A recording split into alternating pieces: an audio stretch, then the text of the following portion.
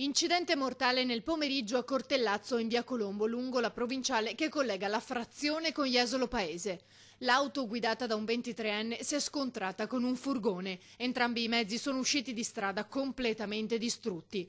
Non c'è stato scampo per il giovane che, nonostante l'intervento tempestivo dei soccorsi, non ce l'ha fatta.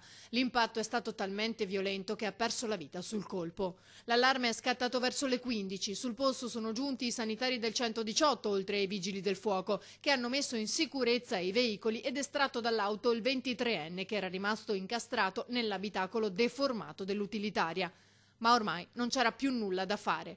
Ferito il conducente dell'altro mezzo che è stato portato all'ospedale. Sul posto è giunta anche la polizia locale per deviare il traffico ed eseguire i rilievi.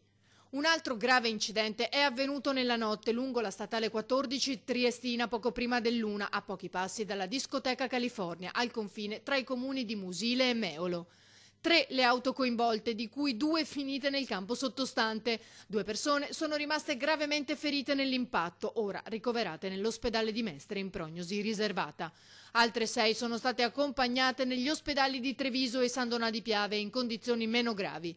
Sul posto anche i carabinieri per ricostruire la dinamica dell'accaduto e svolgere i rilievi. La strada è stata riaperta verso le 5:30 di mattina.